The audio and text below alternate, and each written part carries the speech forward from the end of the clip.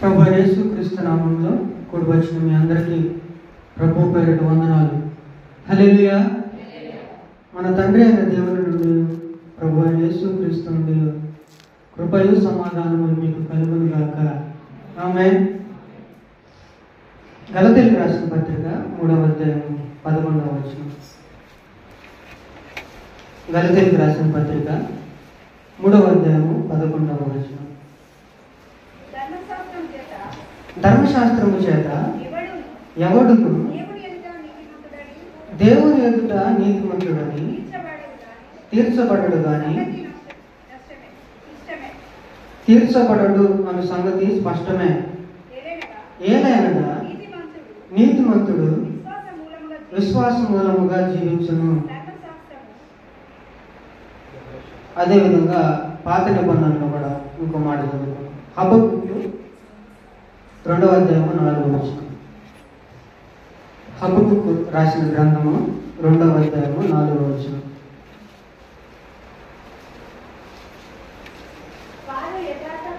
వారు యథార్థపరులు కాక తమలో తాము అతిశయపడుదురు. అయితే నీతిమంతుడు విశ్వాస మూలముగా బ్రతుకును.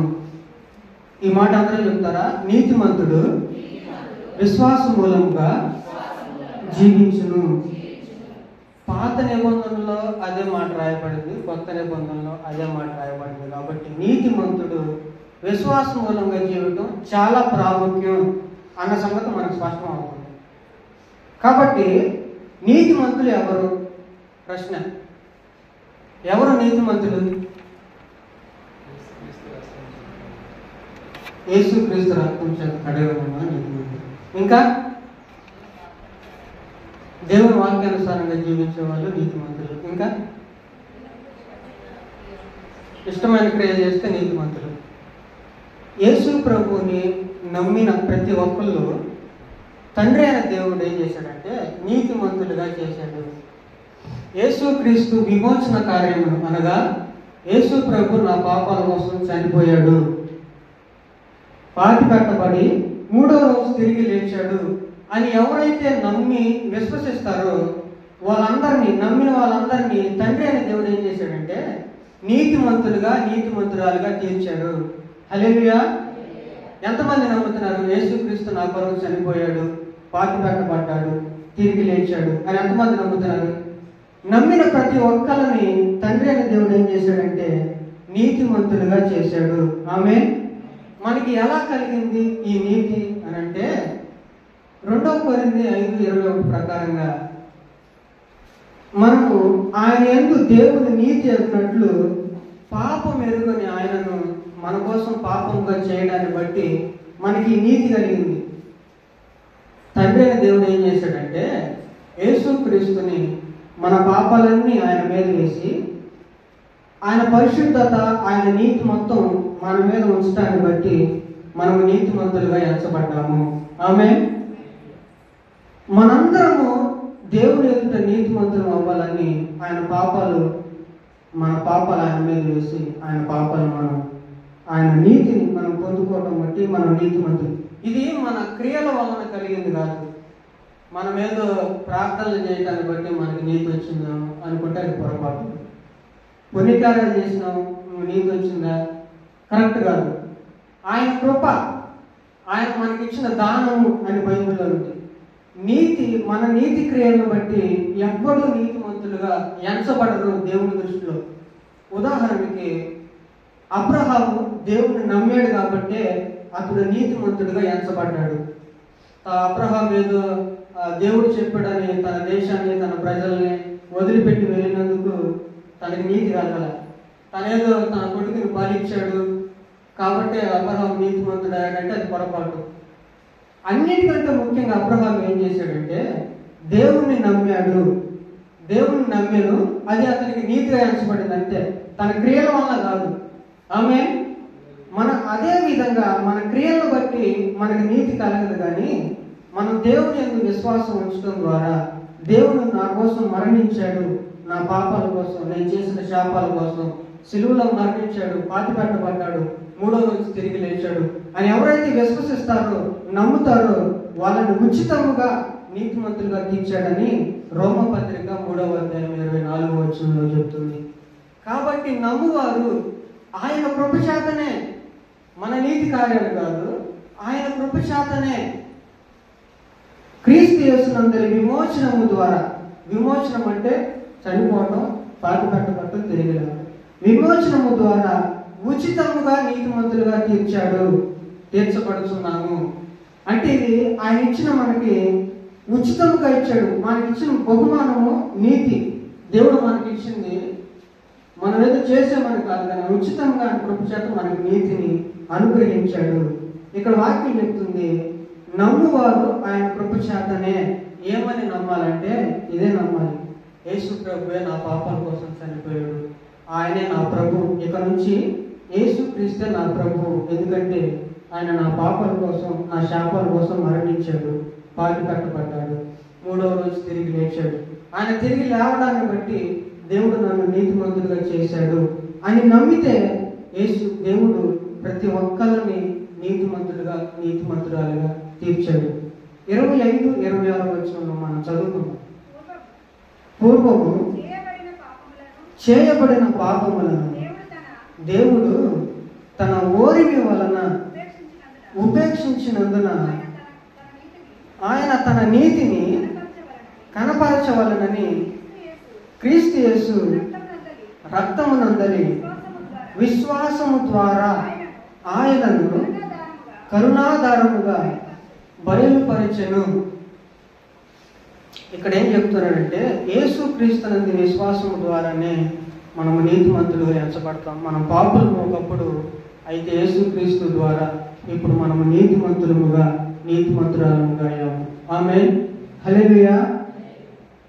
ఒక మనుషుడు లేదా ఒక పాపి నీతిమంతురాలుగా తీర్చబడాలంటే యేసు క్రీస్తుని విశ్వసించాలి, ప్రభువుగా విశ్వసించాలి.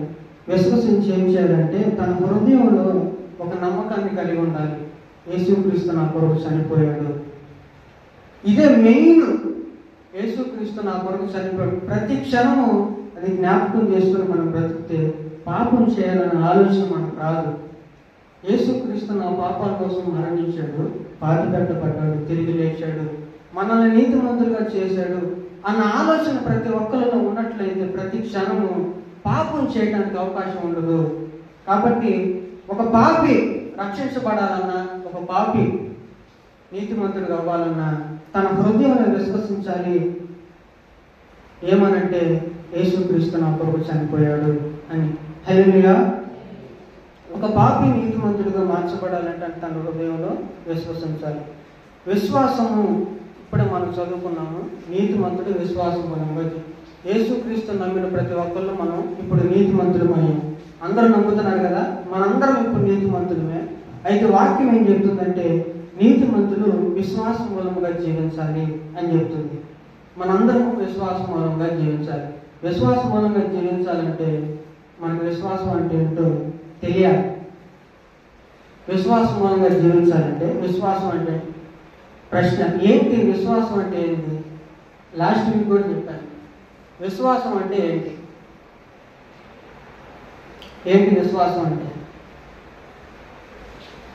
చెప్పండి, ఎవరో చెప్పండి. హెబ్రీయులకు రాసిన పత్రిక 11వ అధ్యాయము 1వ వచనం. ఇది మెయిన్, ఇది నిర్వచనం. విశ్వాసానికి నిర్వచనం ఇది, ఈ వాక్యం. హెబ్రీయులకు రాసిన పత్రిక 11వ వచనం. విశ్వాసం అన్నది నిరీక్షించబడు వాటి యొక్క నిజ స్వరూపమును అదృశ్యమైనవి ఉన్నవారుటకు రుజువై ఉన్నది.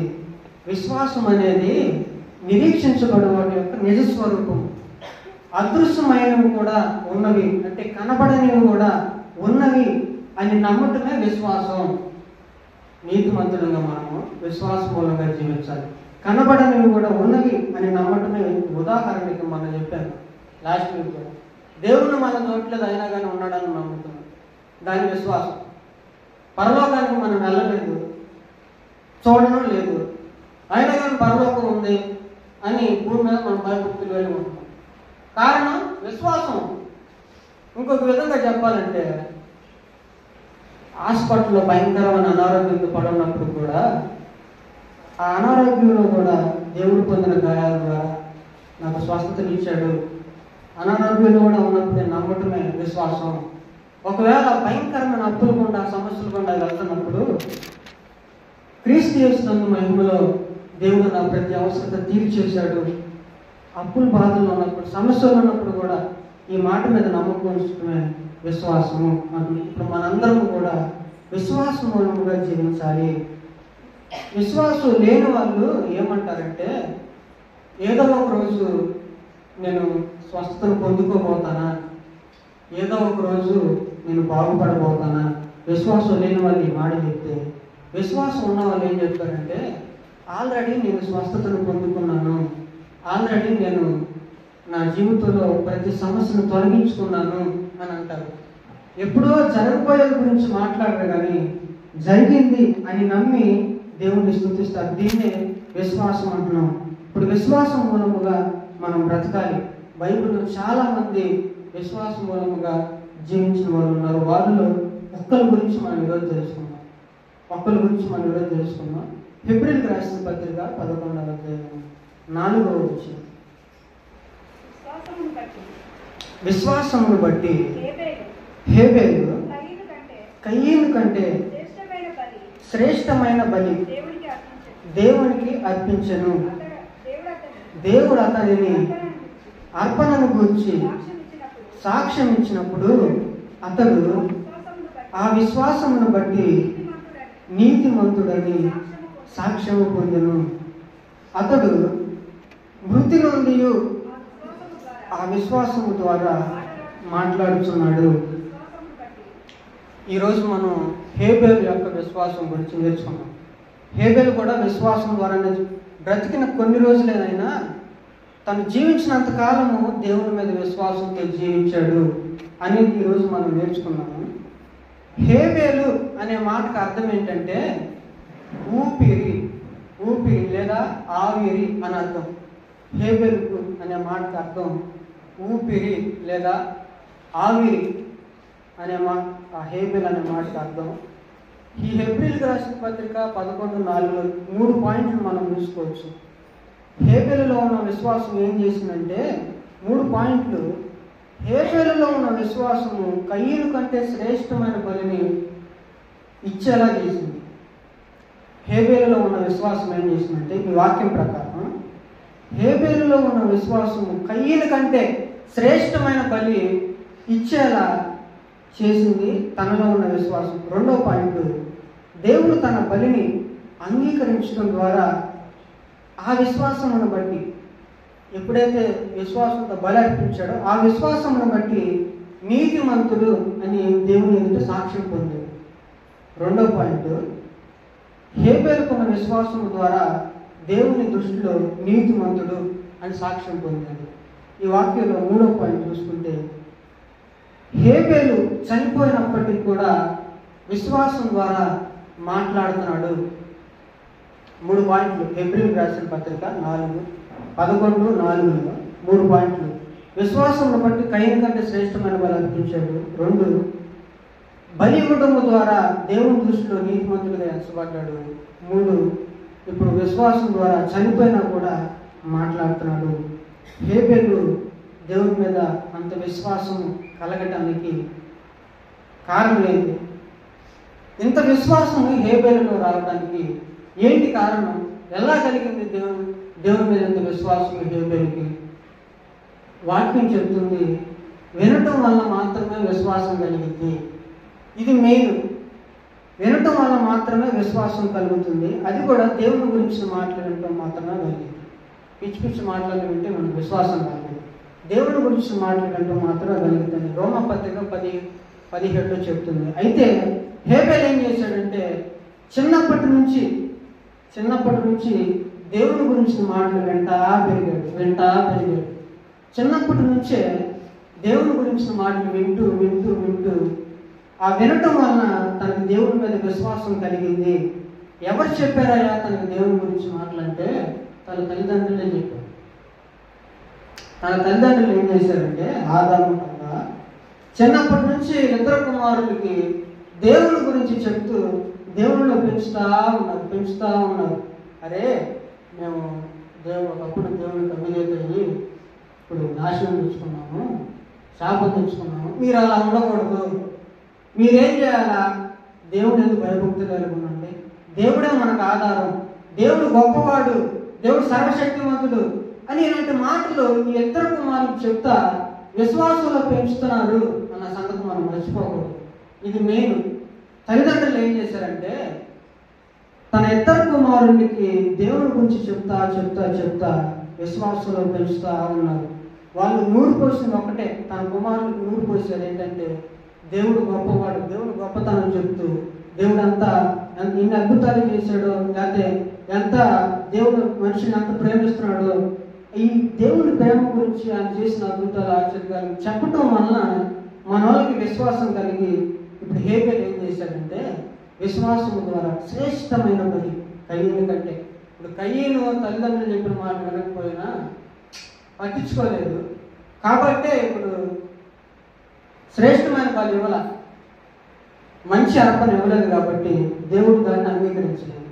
ఈ హేబెలు మాత్రం తల్లిదండ్రులు చెప్పిన మాటలు వినటాన్ని బట్టి ఏం చేశాడంటే దేవుని మీద విశ్వాసంతో మా అన్న చెడిపోయింది ఇచ్చాడు, నేను అలా ఉండకూడదు, నా దేవుడు గొప్పవాడు, నా దేవుడు ఉన్నతమైన వాడు, సర్వశక్తివంతుడు అని ఆ మాటలు విని తన విశ్వాసం ఉంచడాన్ని బట్టి కయ్యను కంటే శ్రేష్టమైన బలి అర్పించాడు. ఇక్కడ మీకు ఒక మాట చెప్పాలి ఏంటంటే తల్లిదండ్రులుగా మన పిల్లల్ని ఏ విధంగా పెంచుతున్నాము అన్నది మనం ఆలోచించుకోవాలి. చిన్నప్పటి నుంచే ఈ ఆదాము హవ్వ ఏం చేశారంటే వాళ్ళిద్దరు కుమారులకి దేవుడిని పెంచడం అలవాటు చేశారు, నూరు పోశారు. మనం కూడా మన పిల్లలకి తల్లిదండ్రులుగా మీ పిల్లలకి దేవుని గురించి మాటలు చెప్తూ వాళ్ళని దేవుళ్ళు పెంచాలి అని ఈ వాక్యం ద్వారా మనకు అర్థం అవ్వాలి. ఈ వాక్యం ద్వారా మనకు అర్థం చేసుకోవాల్సింది ఏంటంటే పిల్లలు తల్లిదండ్రుల మాట వినాలి. తల్లిదండ్రులు ఏం చెప్పాలంటే దేవుని గురించిన మాటలే చెప్పాలా. అనవసరమైన మాటలు చెప్తే అనవసరమైన మాటల మీద విశ్వాసం వచ్చి చెడిపోతారు. అయితే దేవుని గురించిన మాటలు చెప్తే దేవుని మీద విశ్వాసం కలిగి విశ్వాసంతో జీవిస్తారు. ఈ హేబెలు లాగా తల్లిదండ్రులుగా మన పిల్లలకి ఏదైనా పిల్లల సమస్యల ద్వారా వచ్చినప్పుడు దేవుడు బైబిల్లో ఇలా చెప్తుందిరా, ఈ సమస్యలు ఈ విధంగా తీరిపోతాయి, దేవుని మీద నమ్మకం ఉంచు. ఇలాంటి మాటలు వాళ్ళు చెప్తా పెంచుతున్నప్పుడు ఏమవుతుందంటే మన ద్వారా మన పిల్లలు విశ్వాసంలో పెరగడానికి కారణమైంది. దేవుడి గురించి మనం చెప్పే బోధ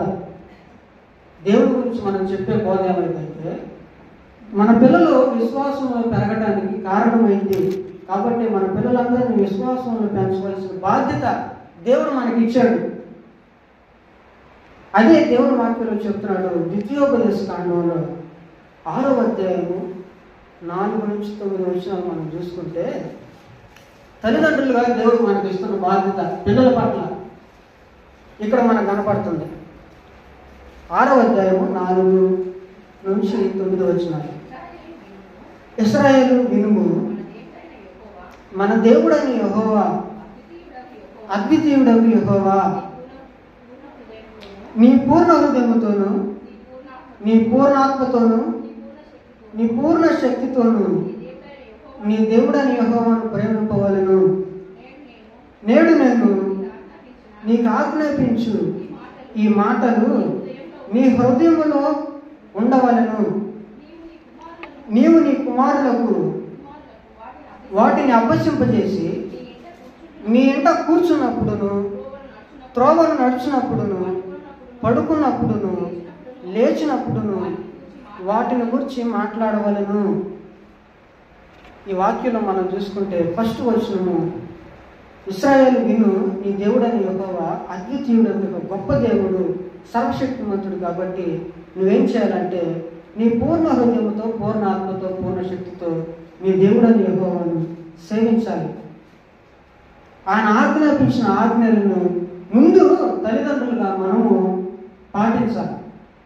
దేవుడు ఏదైతే చెప్పాడో వాటిని తల్లిదండ్రులుగా ముందు మనము నేర్చుకొని పాటిస్తూ నేర్చుకున్నవి మన పిల్లలకి బోధించవలసిన బాధ్యత దేవుడు మనకు అప్పచెప్పాడు.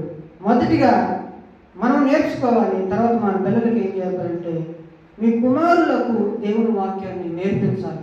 మొదటిగా కుమారులకు దేవుని వాక్యాన్ని నేర్పించాలి. పిల్లలు ఇంట్లో ఉన్నప్పుడు దేవుని గురించిన మాటలు వారితో మాట్లాడాలా? ఈ వాక్యం మనం చూసుకుంటాం. కూర్చున్నప్పుడు మాట్లాడాలి, నుంచున్నప్పుడు మాట్లాడాలి. ఏదన్నా వెళ్ళేటప్పుడు దారిలో వెళ్తుంటే దేవుడు చేసిన గొప్ప కార్యాలు, భూమి అంతటిని దేవుడు అలా సృష్టించింది, గొప్ప దేవుడుగా, ఇలా వెళ్ళేటప్పుడు దేవుని గురించి మాట్లాడటం వల్ల ఏమైందంటే మన పిల్లలు విశ్వాసంలో పెరగడానికి కారణమైంది, విశ్వాసంలో జీవించగలుగుతారు అన్న సంగతి తల్లిదండ్రులుగా మనకున్న బాధ్యత. ఈ వాక్యం ప్రకారంగా ప్రతి క్షణము పిల్లలకు నేర్పించాలి. దేవుని గురించి మాటలు చెప్తూ వాళ్ళకు బోధిస్తూ మన పిల్లల్ని విశ్వాసంలో పెంచాలి. ఈ ఆదాము హవ్వ అదే పని చేశారు. చిన్నప్పటి నుంచి తన ఇద్దరు కుమారులకి విశ్వాసంలో దేవుని గురించి మాటలు చెప్తూ విశ్వాసంలో పెంచడాన్ని బట్టి మొదటివాడు కొద్దిగా వెనకపోయినప్పటికీ రెండోవాడు హేబెలు మాత్రం తన తల్లిదండ్రులు చెప్పిన మాటలు విని దేవుని మీద విశ్వాసంతో ఇప్పుడు ఏం చేశాడంటే మొదటి పాయింట్గా శ్రేష్టమైన బలి, కయ్యని కంటే శ్రేష్టమైన బలి దేవునికి అర్పించేలా తన విశ్వాసం చేసింది. ఈ మాట ఎక్కడ ఉంటుంది? ఆదికాండము 4వ అధ్యాయము 4వ వచనంలో ఈ మాట ఉంటుంది. హేబెలు కూడా తన మందలో తొలిచూలు పుట్టిన వాటిలో క్రొవ్విన వాటిని కొన్ని తెచ్చను. యెహోవా హేబెలును అతని అర్పణను లక్ష్య పెట్టెను. హేబెలు ఏం చేశాడంటే మొదటిగా తొలిచూలు పుట్టిన గొర్రెలను, తన ఒక గొర్రెల కాపరి అయ్యండి. ఇప్పుడు దేవుడి మీద విశ్వాసం ఏం చేశాడంటే మొదటిగా పుట్టిన గొర్రెలను కొన్ని తెచ్చాడు. ఒకటి కాదు, రెండు కాదు, ఎందుకంటే ఎక్కువే. కొన్ని తెచ్చి ఇప్పుడు మొదటిగా పుట్టిన గొర్రెలే కదా అని దేవుడికి అర్పించేలా ఏం చేశాడంటే ఇప్పుడు మొదటిగా పుట్టిన వాటిని తెచ్చి ఆ గొర్రెలలో శ్రేష్టమైనది ఏంటిదే క్రొవ్వినది మాత్రమే దేవునికి ఇచ్చాడు. బైబిల్లో ఉందన్నమాట. క్రొవ్వినది మాత్రమే. ఇప్పుడు ఉదాహరణకి చికెన్ షాప్కో మటన్ షాప్కో వెళ్తాం, ఒక కోళ్ళను గొర్రెను కోసుకోవడానికి తెచ్చుకోవడానికి. వాడు ఏం చేస్తాడు? చికెన్ షాప్ వాడు అనవసరమైనది పక్కన పెట్టి మనం తెలియనిది మాత్రం వేస్తాడు. మటన్ షాపులో కూడా మనం తినలేని తీయడం, అనవసరమైనది పక్కన పెట్టేసి అవసరమైనది మాత్రమే వేస్తాడు. అదే విధముగా హేబెల్ ఏం చేశాడంటే తొలిచూలు పుట్టిన గొర్రెలే అయినప్పటికీ వేస్ట్ది, పనికిరానిది, తినకూడనిది దేవుడికి ఇవ్వకుండా శ్రేష్టమైనది మాత్రమే, క్రొవ్వినది మాత్రమే దేవునికి ఇచ్చాడు. కాబట్టి దేవుడు అతని అర్పణను లక్ష్య పెట్టాడు. హేబెలు విశ్వాసం ఏంటంటే నా దేవుడు గొప్పవాడు, నా తల్లిదండ్రులు చెప్పిన రీతిగా దేవుడిని చూడాల, దేవుడు ఎలా ఉంటాడో కూడా తెలియదు హేబెలుకి. అయినా ఆయన విశ్వాసం ఏంటంటే నా తల్లిదండ్రులు చెప్పారు, దాని మాట మీద నమ్మకము, దేవుడి మీద విశ్వాసం ఇచ్చి నా అన్న మంచి అర్పణ నన్ను అర్పించలేదు, అయితే నా దేవుడు గొప్పవాడు, నా దేవుడు సర్వశక్తుడు కనుక మా అన్న అర్పించినట్టు నేను అర్పించను, చెడిపోయి పాడైపోయి శ్రేష్టమైనవి అర్పించాలి, నా దేవుడు గొప్పవాడు కనుక, నా దేవుడు సర్వశక్తిమంతుడు, ఆయన మంచివాడు కనుక నా దేవుడికి నేను శ్రేష్టమైనవి అర్పించాలి అన్న విశ్వాసము తనను ప్రేరేపించడాన్ని బట్టి తను శ్రేష్టమైన బలి అర్పించినట్లుగా మనం చూస్తున్నాం. క్రొవ్వినది మాత్రమే, ఏదైతే పనికిరాదో అది దేవునికి ఇవ్వాల, శ్రేష్టమైనది మాత్రమే ఇచ్చాడు. ఇది హేబెలులో ఉన్న విశ్వాసం ఏం చేసిందంటే శ్రేష్టమైన అర్పణను దేవునికి ఇచ్చేలా తనను ప్రేరేపించింది. తనను ఏమని ప్రేరేపించిందంటే దేవుడి మీద ఉన్న విశ్వాసము, దేవునికి శ్రేష్టమైనది ఇవ్వాలా, పనికిరానిది నేను ఇవ్వను, పనికిరానివి తినకూడనివి పాడైపోయినవి నేను ఇవ్వను, అన్నలాగా శ్రేష్టమైనవే నేను దేవుడికి ఇస్తాను అని తనలో ఉన్న విశ్వాసం ప్రేరేపించడాన్ని బట్టి దేవుడు దానిని లక్ష్య పెట్టాను అని మనం చూస్తాం. అదే వచనంలో ఉంటుంది. హేబెలు అతని అర్పణను యెహోవా లక్ష్య పెట్టారు అని బైబిల్లో ఉంది. దీని గురించి మనం అర్థం చేసుకోవాలి ఏంటంటే, దేవుడు మనం ఏదన్నా దేవుడికి ఇచ్చేటప్పుడు దేవుడు వాటిని లక్ష్య పెడతాడు అన్న మనసుతో మనం ప్రతి క్షణం ఉండాలి. మనం ఏదైనా కానుకలు, దశమ భాగాలు లేదా ఏదైనా బహుమానాలు దేవుడికి తీసుకొచ్చేటప్పుడు ఒక మైండ్లో పెట్టుకోవాల్సింది ఏంటంటే, నేను తీసుకొచ్చే అర్పణను దేవుడు లక్ష్య పెడతాడు, గమనిస్తూ ఉంటాడు, పరీక్షిస్తూ ఉంటాడు. కాబట్టి నేనేం చేస్తానంటే కయీన్లాగా పిచ్చి పిచ్చి అని నేను తీసుకొని రాను, కానీ హేబేలులాగా శ్రేష్టమైనవి నేను తీసుకొని వస్తాను. హల్లెలూయా. ప్రతి క్షణము అలాంటి ఆలోచనలో మనం ఉన్నప్పుడు దేవుడికి అర్పించేది ఏదైనా అది మన బలమే కావచ్చు, మన జ్ఞానమే కావచ్చు, చర్చిలో పనిచేస్తున్నాం బలమే కావచ్చు, లేదా దేవుడి కోసం వాడబడుతున్నాం మన జ్ఞానాన్ని ఉపయోగిస్తూ, ఏదైనప్పటికీ శ్రేష్టమైనదే నేను దేవుడికి అర్పిస్తాను అన్న ప్రతి క్షణము ఆలోచన మీద ఉన్నప్పుడు మనం దేవుడికి శ్రేష్టమైనవే ఇస్తాము. దేవుడికి మనం ఇచ్చే కానుకలు లేదా దశమ భాగాలు దేవుడు లక్ష్య పెడతాడు అని మనం తెలిసినప్పుడు మనం శ్రేష్టమైనవే ఇస్తాము. ప్రతి క్షణం మనం గుర్తుంచుకోవాలి, మన దశమ భాగాలు, మన కానుకలు లేదా దేవుడికి ఏదైనా మనం ఇచ్చినప్పుడు దేవుడు దాన్ని లక్ష్య పెడతాడు. మనం ఇచ్చేది లక్ష్య పెట్టినట్లయితే ఇంకా మనకు ఆశీర్వాదాలు రావట్లేదేమో. ఒకవేళ దశమ భాగాలు ప్రతి నెల ప్రతిరోజు కానుకలు ఇస్తున్నాం, ఇంకా మన జీవితంలో ఆశీర్వాదాలు ఇంకా మనము వృద్ధి చెందట్లేకపోవడానికి కారణం శ్రేష్టమైనవి మనం ఇవ్వట్లా. అందుకే దేవుడు లక్ష్య పెట్టలేకపోతున్నాడు. ఎందుకు మనం ఎక్కువ ఉన్న స్థితిలోనే సంవత్సరాలు ఉన్నామంటే, శ్రేష్టమైనవి హేబేలులాగా తీసుకురాకుండా కయీన్లాగా చెడిపోయినవో పాడైపోయినవో పనికిరానివో దేవుడికి తీసుకొని రావటాన్ని బట్టి దేవుడు లక్ష్య పెట్టకపోగా ఉన్న స్థితిలోనే ఎక్కడేసిన బొంగలు అక్కడే అన్నట్టుగా మన జీవితంలో ఉన్నాయి. అయితే ఇప్పుడు ఈ రోజు నుంచి మనం చేయాల్సింది ఏంటంటే, కయీన్లాగా పిచ్చి పిచ్చి అని మనం తీసుకొని రాకుండా హేబేలులాగా నేను దేవునికి ఏదైనా తీసుకొని వస్తే దేవుడు దాన్ని లక్ష్య పెడతాడు, గమనిస్తూ ఉంటాడు, దాన్ని బట్టి మనల్ని ఆశీర్వదిస్తాడు, మనల్ని వృద్ధి చేస్తాడు అన్న మైండ్తో మనం ఎప్పుడైతే వస్తామో శ్రేష్టమైన బహుమానాలు లేదా శ్రేష్టమైన అర్పణలు దేవుడికి ఇచ్చేలా చేస్తుంది. మొదటిగా హేబేలులో ఉన్న విశ్వాసం కయీను కంటే శ్రేష్టమైన బలి లేదా అర్పణ ఇచ్చేలా చేసింది తనలో ఉన్న విశ్వాసం. హేబేలు నాకు దేవుడి మీద విశ్వాసం ఉంది కదా అని తను మేపుకున్న గొర్రెలు మేపుకుంటూ ఉండిపోలేదు, కానీ నాకు విశ్వాసం ఉన్నది అని తను క్రియలలో చేసి చూపించాడు. దేవుడి మీద నాకు విశ్వాసం ఉన్నది అని చెప్పుకొని తిరగటం కాదు, కానీ నాకు కూడా విశ్వాసం ఉంది అని నా అన్నకంటే నేను ఎక్కువగా రుజువు చేసుకోవాలని క్రియల ద్వారా తాను నీతిమంతుడిగా లేదా శ్రేష్టమైన బలి క్రియల ద్వారా ఇవ్వటం మనం చూస్తున్నాం. దీని అర్థం దేవుని మీద మనకు విశ్వాసం ఉన్న వాళ్ళు ఆ విశ్వాసాన్ని క్రియల ద్వారా చూపించాలి. మనం దేవుని మీద విశ్వాసం ఉందని చెప్పుకొని తిరగకుండా ఏంటి రుజువు, నీకు దేవుని మీద విశ్వాసం ఉందని ఏంటి రుజువు అని అంటే, నీ క్రియలే దానికి రుజువు.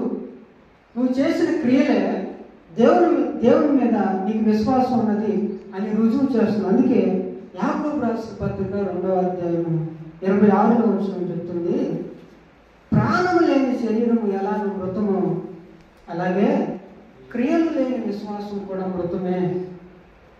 మన ప్రాణము లేకుండా శరీరం ఏ పని చేయదు. అదేవిధంగా విశ్వాసం లేకుండా క్రియలు లేకుండా విశ్వాసం కూడా మృతమే. విశ్వాసం ఉండి క్రియలు లేకపోతే ప్రయోజనం లేదు, క్రియలుండి విశ్వాసం లేకపోయినా ప్రయోజనం లేదు. రెండు సమానంగా ఉండాలి. కొంతమంది క్రియలు చేస్తారు, పేదవాళ్ళకి సహాయం చేస్తారు, బట్టలు ఇస్తారు, బట్టలు లేని వాళ్ళకి, అన్నం లేని వాళ్ళకి అన్నం పెడతారు. అయితే వాళ్ళు విశ్వాసం లేకపోతే వీళ్ళు చేసిన ప్రయోజనం ఉండదు, మృతమే. బైబిల్ వాక్యం చెప్తుంది. కొంతమంది విశ్వాసం ఉంటారు కానీ క్రియలు చేయరు. ఉదాహరణకి ఒక పేదవాడు రోజు అడుక్కొని తిని బ్రతుకుతూ ఉండేవాడు.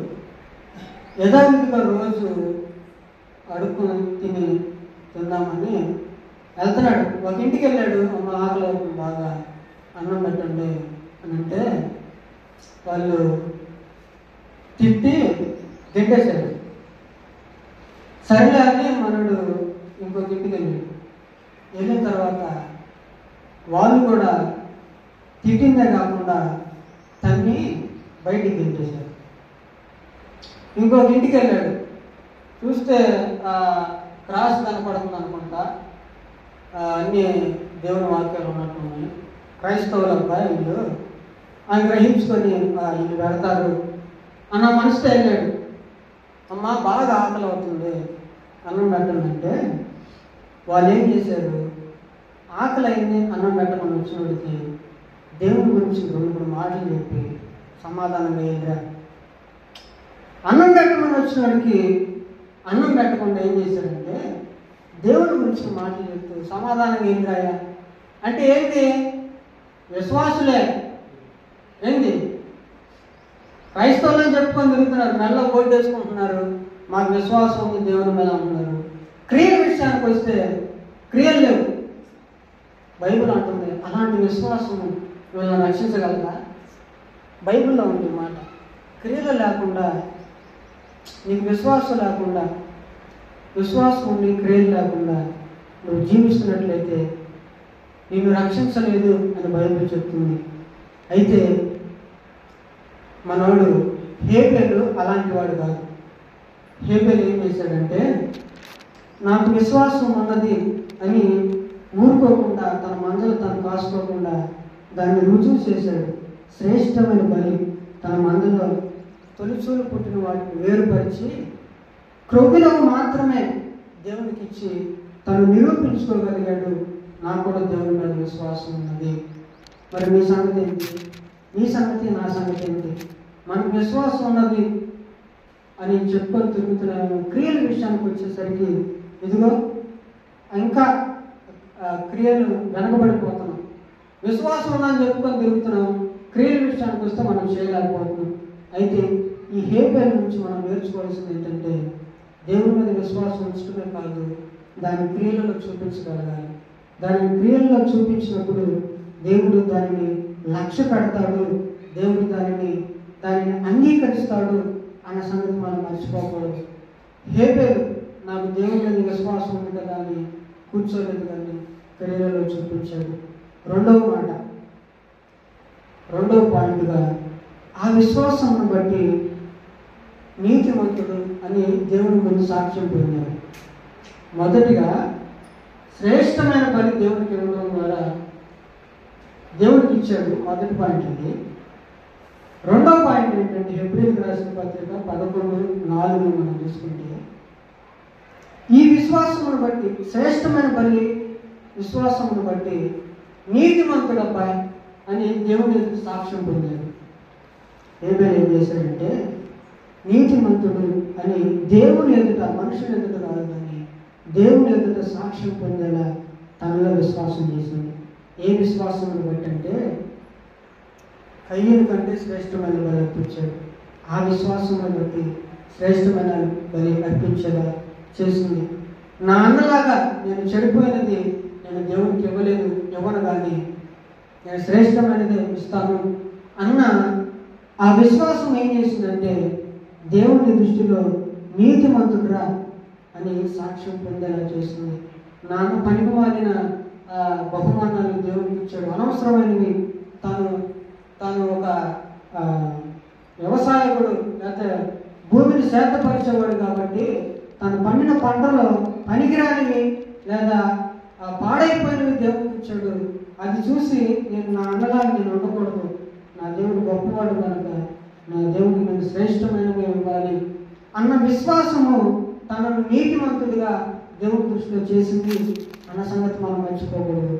మనం కూడా దేవుడికి కానుకలు దశమ భాగాలు ఇస్తూ ఉంటాం. కొంతమంది, నేను అప్పుడప్పుడు అక్కడ జనాలు ఇచ్చే కానుకలు అక్కడ ఉంటాను కాబట్టి లెక్క పెడతాము. చినిగిపోయిన నోట్లు ఇట్లా అనుకుంటే చినిగిపోతుంది. వీళ్ళందరూ కయ్యలు అంటారు. ఎందుకు అబ్బాయి ఆశీర్వాదాలు ఇంకా రావట్లేదంటే చెడిపోయిన ఇస్తున్నారు కదా, పనికిరాని ఇస్తున్నారు కదా, ఇంకా అలాంటి స్థితిలోనే ఉంటున్నారు కాబట్టి ఇంకా మీరు ఆశీర్వాదం చూడలేకపోతున్నారు. అయితే హేబెల్ అలాంటి వాడు కాదు. నా అన్నలాగా నేను ఇవ్వను, కానీ శ్రేష్టమైనవి ఇస్తాను. అది నా బలమే కావచ్చు. ఈరోజు నుంచి కూడా మనం నేర్చుకోవాలి ఏంటంటే, దేవుడికి నేను ఏదైనా చేసేటప్పుడు వాళ్ళలాగా వేరేలాగా నేను చేయకూడదు. నా దేవుడు అంత గొప్పవాడో నాకు తెలుసు కాబట్టి సాధ్యమైనంత వరకు నేను చేస్తాను. దేవుడికి ఏది నాకు శ్రేష్టమైనది అనిపిస్తుందో అది నేను దేవుడికి చేసేస్తాను. హేబెల్ కూడా అదే పని చేశాడు. ఏం చేశాడంటే, వాళ్ళ అన్నలాగా పనికి మాలి ఇవ్వకుండా మంచి శ్రేష్టమైనది, క్రొవ్వినది మాత్రమే, చెడిపోయింది పక్కన పెట్టేసి క్రొవ్వినది మాత్రమే దేవుడికి ఇచ్చాడు. కొంతమంది వారికి ఉపయోగం లేనివి, పాడైపోయినవి దేవుడికి ఇస్తే దానిని దేవుడు లక్ష్య పెట్టడు అని మనం నేర్చుకోవాలి. దేవుడు దానిని మనం ఏదన్నా పాడైపోయినవి దేవుడికి ఇస్తే దేవుడు దాన్ని లక్ష్య పెట్టడు. అయితే ఎలాంటి అర్పణను లక్ష్య పెడతాడు అని అంటే, హేబెల్ లాంటి అర్పణ లక్ష్య పెడతాడు. ఇంకో ఉదాహరణ చూసుకుంటే, యేసు ప్రభు కానుక పెట్టి దగ్గర కూర్చున్నాడు. మా అందరూ బాగా తెలుసా? యేసు ప్రభు కానుక పెట్టి దగ్గర కూర్చొని ఆ జనాలందరూ రాస్తుంటున్నారు, ధనవంతులు రాస్తున్నారు. చూస్తూ ఉన్నాడు. పేద విధవరాలు 2 కాసులు వేసి శిష్యుని పిలిచి అంటాడు, అబ్బాయి వాళ్ళందరికంటే ఈ పేద విధవరాలు ఎక్కువ వేసింది అని అంటాడు. దీని అర్థం ఏంటంటే, మన ధనవంతులందరూ వాళ్ళకు ఉన్న దాంట్లో వేశారు. సపోజ్ ఒక 100 రూపాయలు ఉన్నాయనుకోండి, ఒక 50 రూపాయలు 40 రూపాయలు వేసి మిగతా 60 రూపాయలతో బ్రతుకుదామలే. అర్థమైంది మీకు? 100 రూపాయలు ఉన్నాయి, ఒక 20 రూపాయలు ఉన్నాయి, 100 రూపాయలు వేద్దాం, మిగతా 900తో బ్రతుకుదామలే అని వాళ్ళకు ఉన్న దాంట్లో వేసారు. అయితే పేద విధవరాలు ఏం చేసిందంటే, నా దగ్గర ఉన్న 2 కాసులు, తనకు ఆ 2 కాసులు విలువైనప్పటికీ తను ఏం చేసిందంటే, దేవుడి మీద విశ్వాసంతో ఒక కాసు ఇచ్చి ఇంకో కాసు మీద బ్రతుకుదామలే అని అనుకోవాలి. ఏం చేసిందంటే, 2 కాసులు దేవుడికి ఇచ్చేసి, ప్రభువా బ్రతుకుతాం నా వాళ్ళు కాదు, ఇంక నువ్వే బ్రతికించు, ఇక నా వల్ల కాదు, నేను ఈ కాసుతో 2 కాసులతో బ్రతకలేను, ఇక నీ మీద విశ్వాసం వచ్చి నా ఉన్న దాంట్లో మొత్తం వేస్తున్నాను జీవితాన్ని, ఇక నువ్వే చూసుకో, ఇక నువ్వే బ్రతికించు. ఇది విశ్వాసం. ఈ విశ్వాసాన్ని చూసి దేవుడు ఏమంటాడంటే, మార్కు సువార్త 12వ అధ్యాయం 44వ వచనంలో ఉంటుంది ఈ మాట. ఆమె పేద విధవరాలి విశ్వాసాన్ని చూసి ఏమంటాడో మనం చదువుకుందాం. మార్కు సువార్త 12వ అధ్యాయం 44వ వచనం. వారందరూ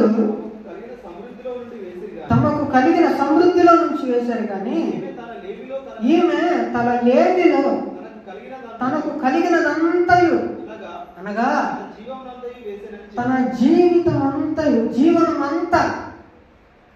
జీవనమంతా ఇంకా ఇది 2 కాసులు ఇస్తే ఇక్కడ ఇదేం చేసినా బ్రతకలేదు, ఇక బతికే ఛాన్స్ లేదు, ఎందుకంటే డబ్బులు లేవు కదా. విశ్వాసంతో ఏం చేసిందంటే, తనకున్న దాంట్లో దేవుడికి ఇచ్చేసరికి ఇక దేవుడే నువ్వు చూసుకోయా, నా వల్ల కాదు, నీ మీద విశ్వాసం. అప్పుడు దేవుడు అంటున్నమాట, అందరికంటే ఎక్కువ వేసింది అని. దాని అర్థం, ధనవంతులైన వారు డబ్బు మీద ఆధారపడ్డారు, కానీ ఈ పేద విధవరాలు మాత్రం దేవుడి మీద ఆధారపడి దేవుడి మీద విశ్వాసంతో తనకున్నదంతా, తను చేయాలనుకున్నదంతా చేసేసింది దేవుడికి. దాన్ని బట్టి దేవుడు అంటాడు, అబ్బాయి శిష్యులు, ఆమె ఎక్కువ చేసింది, ఆమె ఎక్కువ ఇచ్చింది, ఈ ధనవంతులు వాళ్ళకంటే ఏమి ఎక్కువ ఇచ్చింది అని దేవుడు దాన్ని లక్ష్య పెట్టాడు అని మనం గమనిస్తున్నాం. మనం కూడా అంతే. ఏం చేయాలంటే, డబ్బు మీద మనం ఆధారపడకూడదు. అంటే ఉన్నదంతా మనం ఇవ్వమని కాదు, కానీ మనకున్నది దేవుడి మీద ఆధారపడి, డబ్బు మీద కాదు. ఏదైతే మనకి ఉన్నదో, ఏదైతే మన అవసరాలు తెలుస్తుందో దాని మీద మనం ఆధారపడకూడదు, కానీ దేవుడి మీద ఆధారపడాలి అని ఈ పేద విధవరాల ద్వారా మనం నేర్చుకోవచ్చు. హేబేలు కూడా అదే పని చేశాడు. ఆ ధనవంతులాగో ఆ జనాల్లాగో డబ్బు మీద దాని మీద దీని మీద కయ్యం లాగా వాళ్ళ మీద దీని మీద ఆధారపడలేదు. కానీ హేబేలు అయితే దేవుడి మీద విశ్వాసం ఉంచి శ్రేష్టమైన బలి ఇవ్వడాన్ని బట్టి దేవుడు తన అర్పణను గురించి సాక్ష్యం ఇచ్చినప్పుడు అబ్బాయి మనవాడు కూడా హేబేలు కూడా నీతిమంతుడే అని దేవుడు చెప్పాడు. రెండవ పాయింట్, హేబేలులో ఉన్న విశ్వాసం ఏం చేసిందంటే తనను నీతిమంతుడిగా తనలో ఉన్న విశ్వాసం నీతిమంతుడిగా చేసింది. మొదటిది, హేబేలు కయీను కంటే శ్రేష్టమైన బలి అర్పించాడు తనలో ఉన్న విశ్వాసాన్ని బట్టి. రెండవదిగా, తనలో ఉన్న విశ్వాసాన్ని బట్టి దేవుని దృష్టిలోనే నీతిమంతుడు అని సాక్ష్యం పొందాడు. మూడవ పాయింట్గా, విశ్వాసం బట్టి ఏం చేశాడంటే మృతి నుండి ఆ విశ్వాసం ద్వారా మాట్లాడుతున్నాడు. హెబ్రీయులకు రాసిన పత్రిక 11వ అధ్యాయం 4వ వచనం ప్రకారంగా మొదటిది విశ్వాసాన్ని బట్టి హేబేలు కయీను కంటే శ్రేష్టమైన ప్రయత్నించాడు. రెండవది, అర్పణను బట్టి నీతిమంతుడిగా సాక్ష్యం పొందాడు దేవుని దృష్టిలో. మూడవదిగా, మృతులను కూడా చనిపోయినా కూడా మాట్లాడుతున్నాడు. ఇప్పుడు నాలుగో వాడు ఆ హేబేలు, జనాలందరిలో 4వ వాడు హేబేలు, ఎప్పుడెప్పుడో వాడు. అలాంటి వాడి గురించి మనం ఇప్పుడు మాట్లాడుకుంటున్నాం. ఆయన ద్వారా మనం నేర్చుకుంటున్నాం అంటే తనలో ఉన్న విశ్వాసాన్ని బట్టి ఆయన నుంచి మనం నేర్చుకుంటున్నాం. ఎందుకంటే తనకు విశ్వాసంతో జీవించాడు, మనం కూడా ఆ విధంగా జీవించాలి అని తన మృతి నుండి కూడా మాట్లాడుతున్నట్టు మనం చూస్తున్నాం. ఈ కయీను శ్రేష్టమైన బలి అర్పణలు అర్పించిన ఆ విశ్వాసం ద్వారా హేబేలు చనిపోయినప్పటికీ కూడా మాట్లాడుతున్నాడు. దీని అర్థం ఏంటంటే వ్యక్తిగతముగా హేబేలు చనిపోయినప్పటికీ విశ్వాసం ద్వారా కూడా అతను ఇంకా జీవిస్తానే ఉన్నాడు. హల్లెలూయా. వ్యక్తిగతముగా లేకపోతే శరీరపరంగా అతను చనిపోయినప్పటికీ విశ్వాసపరంగా మాత్రం తను జీవిస్తూనే ఇప్పుడు కూడా మనం మాట్లాడుతున్నామంటే ఆయన విశ్వాసం ద్వారా ఇంకా మన మధ్యలో జీవిస్తానే ఉన్నాడు. కారణం దేవుని మీద తనకున్న విశ్వాసము, తల్లిదండ్రులుగా తన పిల్లలకు నేర్పించిన దేవుని గురించి మాటలు విని దేవుని మీద తన విశ్వాసంతో ఇప్పటికి కూడా చనిపోయినప్పటికీ విశ్వాసం ద్వారా మాట్లాడుతూనే ఉన్నాడు. దాని అర్థం మనిషికి లేదా శరీరానికి చావు ఉందేమో కానీ విశ్వాసానికి మాత్రం చావు లేదు. నమ్ముతారు ఈ మాట? శరీరానికి లేదా వ్యక్తిగతంగా మనం చనిపోవచ్చేమో కానీ విశ్వాసపరంగా మాత్రం మనం చచ్చిపోము. ఈ హేబేలులాగా మనం నిత్యము నీకు విశ్వాసం ఉండి నువ్వు చేసిన క్రియలు మంచివైతే నీ గురించి రాబోయే తరాల్లో కూడా మాట్లాడుకోవాలి అని అంటే నువ్వు విశ్వాసంతో నువ్వు ఒక పని చేయాలి దేవునికి. నీ గురించి ఇంకొకరు రాబోయే తరాల్లో నీ మనవరాళ్ళు ఎవడో వాళ్ళు చుట్టాలు పట్టాలు మాట్లాడుకోవాలి నీ గురించి అంటే నీకు విశ్వాసంతో దేవుడి మీద ఏదో ఒక పని చేయి. హేబేలు ఏం చేశాడంటే విశ్వాసం ఒకే ఒక పని చేశాడు. తాను నేర్పుకుంటున్న మందల్లో నుంచే, తను జీవిస్తున్న జీవితంలో నుంచే గొర్రెలన్నింటినీ వేరు చేసి తొలిచూలు పుట్టినవి ఎంతో తొలిచూలు పుట్టినవి ఎవరు ఇవ్వడానికి ఇష్టపడరు. ఇప్పుడు మా ఇంట్లో నేను ఒక్కనే పెద్దోడిని, నాకు ఇంకా 2 కుమారులు ఉన్నారు. ఏం చేస్తే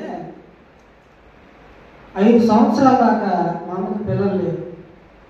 పెళ్ళయింది కానీ 5 సంవత్సరాల దాకా పిల్లలు లేరు.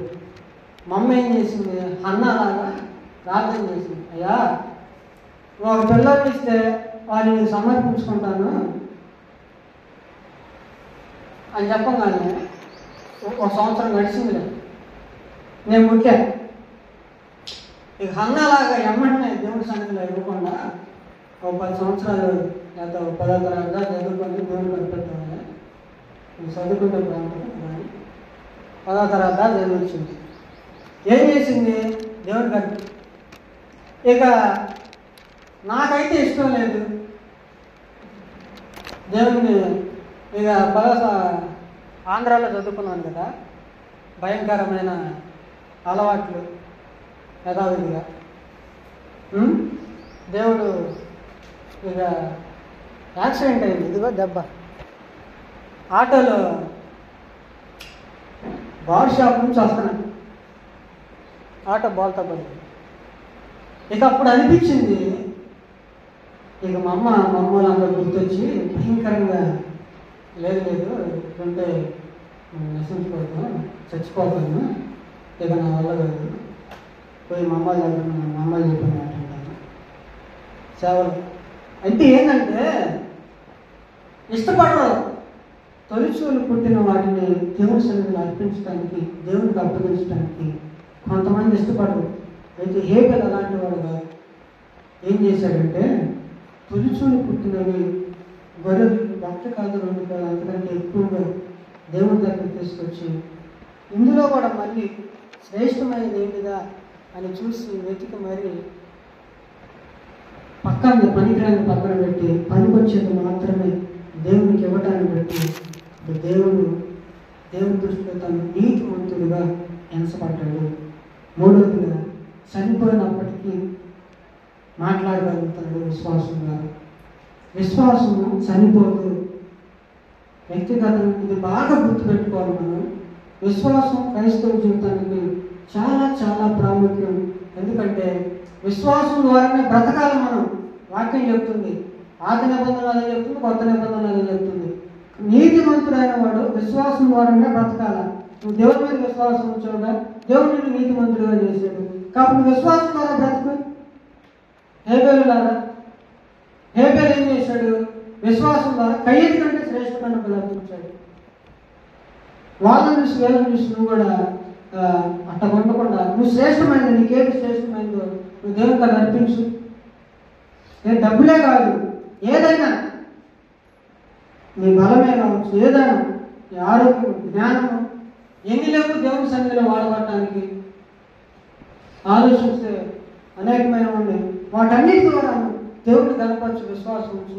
ఇప్పుడు దేవుడు నీ అర్పణను లేదా నువ్వు చూపించే శ్రద్ధను లక్ష్య పెడతాడు అన్న సంగతిని ఎప్పుడూ గుర్తుపెట్టుకొని దేవుని కోసం బ్రతుకు, విశ్వాసంలో జీవించు. ఇలా జీవిస్తుండగా నువ్వేం చేస్తావంటే నువ్వు ఒకవేళ చనిపోయినప్పటికీ నీ గురించి వేరే వాళ్ళు మాట్లాడుకొని వాళ్ళు బలపడతారు. ఇప్పుడు హేబెలు ద్వారా మనం నేర్చుకొని మనం బలపడాల.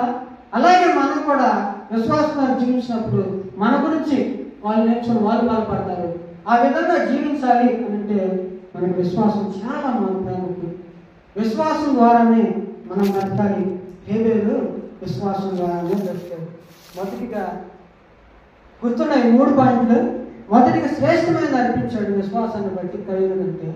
రెండవది నీతిమంతుడు అని సాక్ష్యం పొందాడు దేవుని దృష్టిలో. మూడవదిగా మృతి నుండి మాట్లాడుతున్నాడు. ప్రశ్న, మృతి నుండి కూడా ఏం మాట్లాడుతుంది?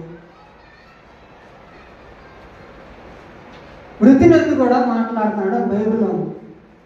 ఏమని మాట్లాడుతున్నాడు?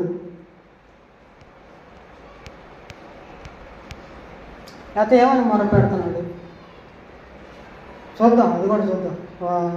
ప్రకటన గ్రంథము 6వ అధ్యాయము 9వ వచనం.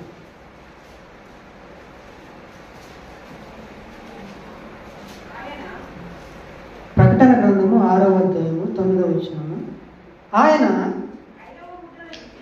5వ ముద్రను విప్పినప్పుడు దేవుని వాక్యము నిమిత్తమును తాము ఇచ్చిన సాక్ష్యము నిమిత్తమును వధింపబడిన వారి ఆత్మలను బలిపీఠం క్రింద నేను చూశాను. వీళ్ళందరూ ఎవరంటే దేవుని కోసము హతసాక్షులైన వాళ్ళు, దేవుని కోసము దేవుని వాక్యం నిమిత్తము చనిపోయిన వాళ్ళు. ఏమంటున్నారంటే ఇక్కడ బలిపీఠం కింద నుండి వాళ్ళు అరుస్తున్నారు లేదా కేకలేస్తున్నారు. వీళ్ళందరూ హేబెలు లాంటి వాళ్ళే. విశ్వాసం ద్వారా చనిపోయిన వాళ్ళు, హతసాక్షులైన వాళ్ళు బలిపీఠం కింద ఉన్నారు. 6వ ముద్రను విప్పినప్పుడు దేవుని బలిపీఠం కింద ఉండి వాళ్ళు ఏమంటున్నారంటే 10వ వచనం, వారు అంటున్నారు, నాదా సత్యస్వరూపి పరిశుద్ధుడా ఎందాక తీర్పు తీర్చకయు మా రక్తము నిమిత్తము భూనివాసులకు ప్రతిదండన చేయకయు ముందు అని బిగ్గరగా కేకలేస్తున్నారు. ఇప్పుడు దేవుని కోసం చచ్చిపోయిన వాళ్ళు హతసాక్షులు అవుతారు కదా, నీతిమంతులు దేవుని కోసం చనిపోయిన వాళ్ళు ఉంటారు కదా.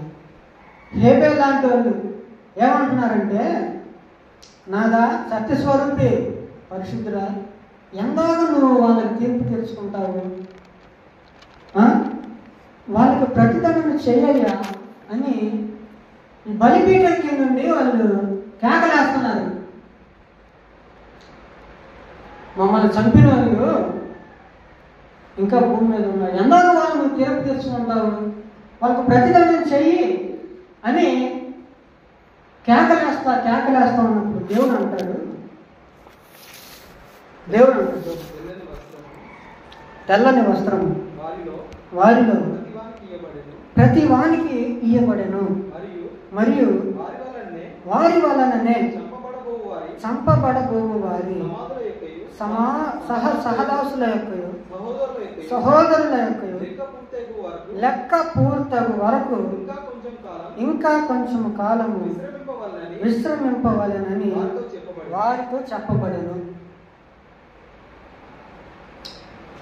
వీళ్ళు మొరపెడుతున్నారు కదా, కేకలేస్తున్నారు, తీర్పు తీర్చాయా, ప్రతిదండం చేయి అంటే దేవుడు అంటున్నాడు, లేదు మీలాంటి సహదాసులు సహోదరులు భూమి మీద ఉన్నారు, వాళ్ళ లెక్క పూర్తమనే. మీలాంటి వాళ్ళు అంటే ఎవరు? వాళ్ళు నీతిమంతులు, దేవుని కోసం హతసాక్షులైన వారు, దేవుని నిమిత్తం. హేబేలు లాంటి వాళ్ళే, వాళ్ళ లెక్క ఇంకా పూర్తవ్వాలబ్బా. అంటే మనం అందరం విశ్వాసం ద్వారా జీవించాలి అన్న లెక్క దేవునికి పూర్తవ్వాలా. అర్థమైంది కదా మీ అందరికీ? ఈ మనోడేమో హేబేలు వాళ్ళకి ప్రతిదానం చేయి లేదా వాళ్ళని తీర్పు తీర్చు అని మాట్లాడుతున్నప్పటికీ దేవుడు అంటున్నాడు, లేదబ్బా, కాసేపు నువ్వు ఆగు, కాసేపు మీరు ఉండండి, మీలాంటి వాళ్ళు భూమి మీద ఉన్నారు, వాళ్ళ విశ్వాసం ద్వారా జీవించాల, వాళ్ళ విశ్వాసం ద్వారా జీవించాల. మీలాగా కొంతమంది హతసాక్షులు అవ్వచ్చు విశ్వాసం బట్టి, వాళ్ళ లెక్క పూర్తవనే. అర్థమైంది కదా మీకు? వాళ్ళ లెక్క పూర్తవ్వాలి అంటే మన లెక్క పూర్తవ్వాలి, మనందరం విశ్వాసంతో జీవించాలా అని దేవుడు కోరుకుంటున్నాడు. హేబేలు లాగా మనం కూడా విశ్వాసంతో జీవించాలి. ఏమైంది? వాళ్ళందరికీ తెల్లని వస్త్రములు వాళ్ళను ప్రతి వానికి ఇవ్వబడ్డాయి. అంటే ఇక కన్ఫర్మ్ అయిపోయింది, టికెట్ పరలోకానికి కన్ఫర్మ్ అయిపోయింది. పరిశుద్ధత, తెల్లని వస్త్రాలు అంటే పరిశుద్ధత గుర్తు. మీరు ఎటు పరలోకానికి వెళ్తారు, అయితే కొసేపు ఆగండి, తీర్పు కాదు, ప్రతిదానాలు కాదు, కానీ వాళ్ళ లెక్క పూర్తవ్వాలి. మనం కూడా నీతిమంతులుగా హేబేలు లాగా జీవిస్తున్నప్పుడు మనకి తెల్లని వస్త్రాలు ఇవ్వబడి పరలోకంలో ఉంటాం. హేబేలు ఏం చేశాడంటే దేవుడి మీద విశ్వాసంతో కయ్యం కంటే శ్రేష్టమైన బలి అర్పించేలా చేశాడు. తనలో ఉన్న విశ్వాసం. 2, తన విశ్వాసాన్ని బట్టి నీతిమంతుడు అని దేవుని దృష్టిలోనే సాక్ష్యం పొందాడు. 3వదిగా ఇప్పుడు మృతునందు కూడా మాట్లాడుతున్నాడు. అర్థమైందా మీకు? మనం కూడా హేబేలు లాగానే మనం జీవించాలి. ఎలా వచ్చింది ఇంత విశ్వాసం అంటే, మెయిన్ తన తల్లిదండ్రులు వాళ్ళ పిల్లలకి దేవుని గురించిన మాటలు నూరిపోయడాన్ని బట్టి తన పిల్లలు విశ్వాసంలో పెరిగారు. ఇది చాలా చాలా ప్రాముఖ్యం. మన పిల్లలుగా తల్లిదండ్రులుగా మనం కూడా పిల్లలకి దేవుడి గురించిన మాటలు చెప్పాలా, వాక్యం చెప్తుంది, దేవుడి గురించి మాటలు చెప్తూ వాళ్ళకి విశ్వాసం కలిగింది. విశ్వాసం కలిగినప్పుడు ఏం చేస్తారంటే పరిశుద్ధులు, నీతిమంతులు అవుతారు, పరలోకానికి వారసులు అవుతారు.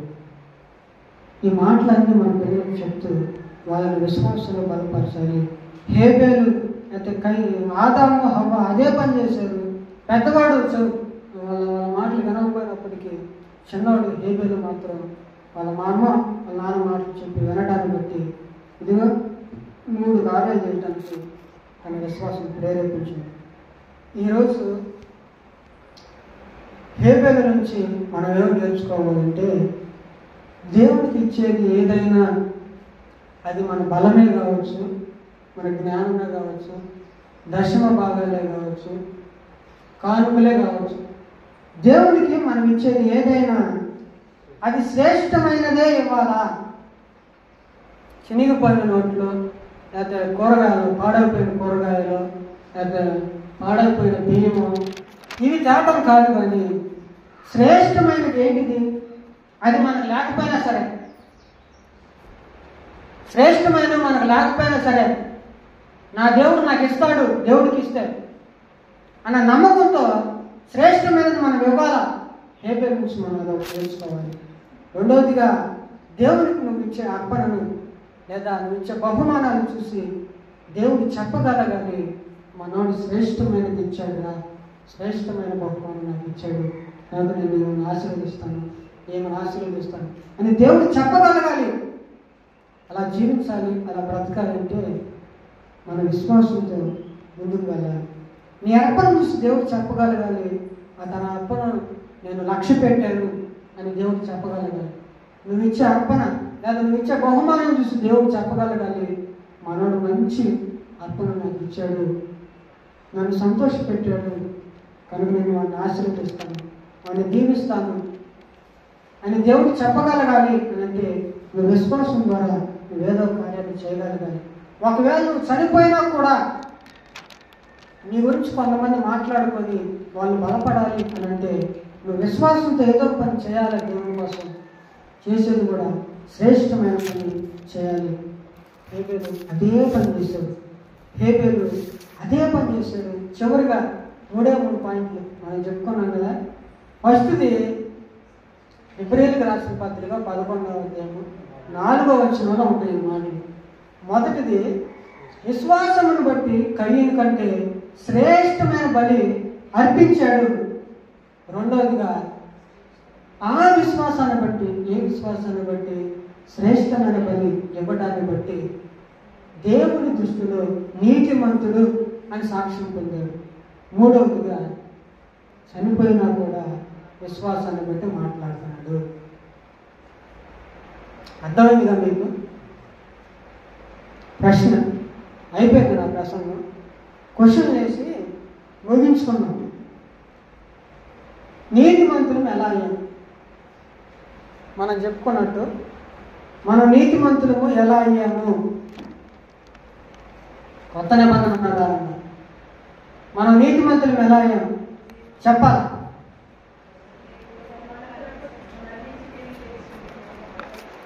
మరణించి తిరిగి లేచాడని నమ్మటాన్ని బట్టి మనం కరెక్ట్. మనం యేసుక్రీస్తు నా కొరకు చనిపోయాడు, ఇది మన హృదయంలో నాటుకొని పోవాలంటే. ఇది మనం గుర్తుంచుకున్నప్పుడు మనం పాపం చేయడానికి అవకాశం ఉండదు. మీరు ఇది మెయిన్, ఇది జ్ఞాపకం చేసుకోవాలి. యేసుక్రీస్తు నా కొరకు చనిపోయాడు, బాధపెట్టబడ్డాడు, తిరిగి లేవడాన్ని బట్టి దేవుడు నన్ను నీతిమంతురాలుగా తీర్చాడు. దానిని బట్టి మనము నీతిమంతులుగా ఎంచబడ్డాము. అర్థమైందిగా? ఇంకోటి, విశ్వాసం అంటే ఏంటి? రెండో ప్రశ్న, విశ్వాసం అంటే ఏంటి? లేనిది ఉన్నట్టు నమ్మటం విశ్వాసం. ఉదాహరణ హెబ్రీయులకు రాసిన పత్రిక 11 కరెక్ట్. ప్రశ్న, హేబెలు నీతిమంతుడా కాదా? హేబెలు నీతిమంతుడా కాదా? నీతిమంతుడు. ఏ విధంగా నీతిమంతుడు అయ్యాడు? శ్రేష్టమైన పని అవ్వడం ద్వారా తన నీతిమంతుడిగా సాక్ష్యం పొందాడు. మనం కూడా అంతే. మనం ఇప్పుడు నీతిమంతులమయ్యాం. ఎంతమంది నమ్ముతున్నారు? యేసుక్రీస్తు నా కొరకు చనిపోయాడు అని నమ్ముతున్నారు కదా. మరణించి తిరిగి లేచడానికి నమ్ముతున్నాం కదా. మనందరం ఇప్పుడు నీతిమంతులమే. అయితే విశ్వాసం అంటే ఏంటో కూడా మనం తెలుసుకున్నాం. హేబెలు లాగా మనందరం ఇప్పుడు జీవించాలి. ఒకే ఒక్క పని, ఒకే ఒక్క క్రియ చేశాడు మనోడు. ఏం చేశాడు? శ్రేష్టమైన తన ఉన్న దాంట్లోనే దేవుడికి ఇచ్చాడండి. తనకు ఉన్న దాంట్లోనే దేవుడికి ఇచ్చాడు. దాని కారణంగా మనోడు నీతిమంతుడయ్యాడు. ఇప్పుడు కొత్త నిబంధన ప్రకారం మనం ఏం చేసామంటే విశ్వాసం ఉంచడాన్ని బట్టి దేవుడు మనల్ని నీతిమంతులుగా చేశాడు. ఈరోజు మనందరం ఒక తీర్మానం తీసుకున్నాం, హేబెలు లాగానే నేను జీవిస్తాను. దేవుడు నేను ఇచ్చేది ఏదైనా మంచిదే ఇస్తాను, శ్రేష్టమైనదే ఇస్తాను. ఎందుకంటే దేవుడు నా అర్పణ లక్ష్య పెట్టాడు కనుక నేను దేవుడికి శ్రేష్టమైనదే ఇస్తాను అని ఈరోజు ఒక తీర్మానం తీసుకోండి. దేవుడు మీకు సహాయం చేయను కనుక. ఆమేన్.